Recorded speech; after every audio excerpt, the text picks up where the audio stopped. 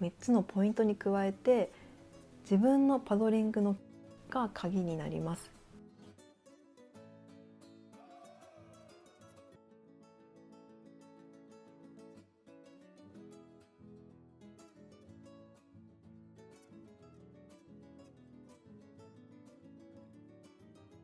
動画ではライディング映像を使って詳しく解説しているので、映像を見ながら解説を聞くとさらに分かりやすく見れると思います。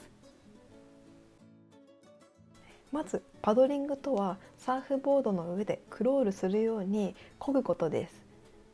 サーフボードを海の上で動かすためにはとても大切な基本の動作です。沖に向かう時や左右に移動する時のパドリングと波に乗る時のパドリングというのは少しだけ違います。今回は基本の沖に向かう時、左右の移動で使うパドリングについて解説していきます。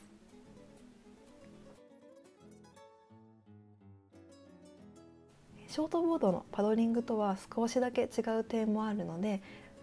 今回の動画はロングボードだったりファンボード、ミッドレングスに乗る方向けの動画になっています。初心者の方はもちろんですが、ある程度乗れる中級者の方も基本のパドリングを見直すことで波に乗る回数も増えますし、余計な体力も使わずに長くサーフィンを楽しむことができます。レベルアップしていくためにはこのパドリングを見直すことはとても重要だと思います。今回のお話は体の位置、体の軸、目線、この3つに分けて解説していきます。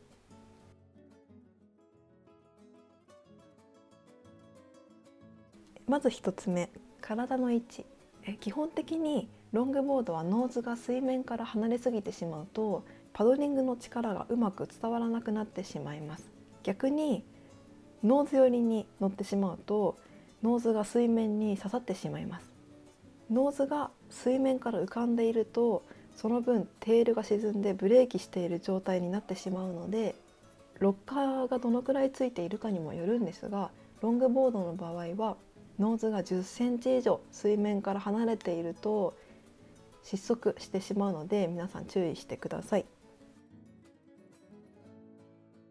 位置の確認が難しい方は海の上でパドリングをした時にノーズに水がかからない、ノーズが刺さらない位置であれば大丈夫だと思います。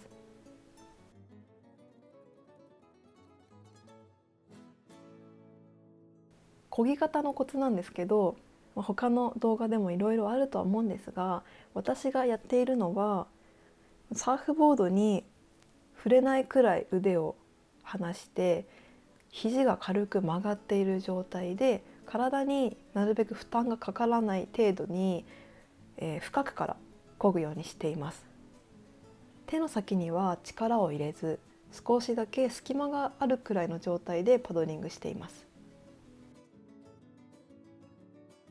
2つ目のポイントは体の軸です。サーフボードの中央にはストリンガーがあります。そこのストリンガーの上に頭から足まで体をまっすぐにしてパドリングすることがパドリングの基本です。体が斜めになっているままパドリングしてしまうとまっすぐ漕ぐということがとても難しくなってしまいます。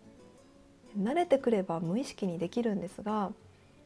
初心者の方、まっすぐ漕げていないなと思う時やボードがグラグラしてしまうなという時は体が曲がっていることが多いです。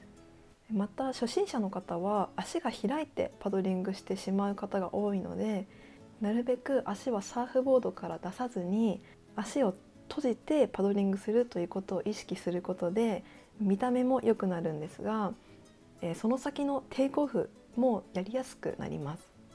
自転車のようにスピードがないとフラフラしますが、ある程度スピードがつけられると安定感が増しますし、漕ぐ力も全くスピードがない時よりある程度スピードがあった方が楽になります。3つ目のポイントが目線です。目線は進行方向へ向けることが大切です。初心者の方はパドリングの時やテイクオフの時、下を見てしまったり一点を見つめてしまいがちです。海は常に動いているので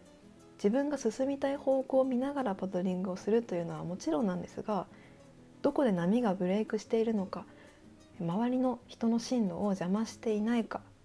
あとは海の中のカレント、流れはどこなのかというのを理解する必要があります。車を運転する時もずっと同じ場所を見つめていないと思うんですが、サーフィンも同じようにライディングする時、パドリングをする時、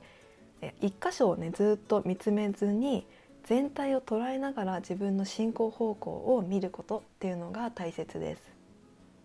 波に乗れるようになっても視野が狭いままだと人とぶつかったり前乗りをしてしまったり、流されたり、目の前でセットが割れて波に揉まれたりとトラブルが多くなってしまいます。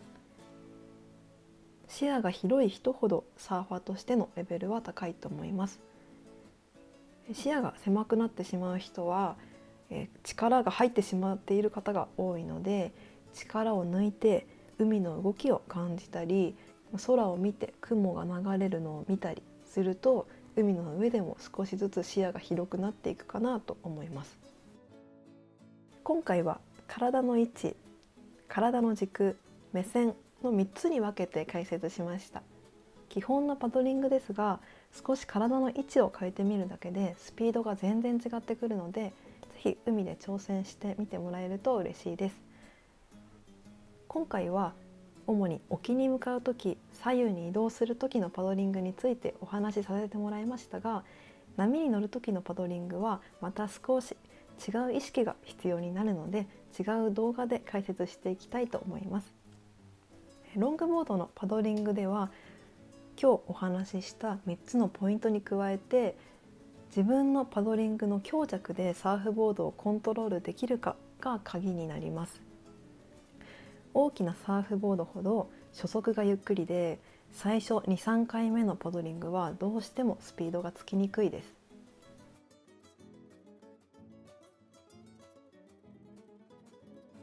ロングボードは漕ぎ続けるとボードが自分で進む力によって最初よりパドリングの力を使わずに移動することができます。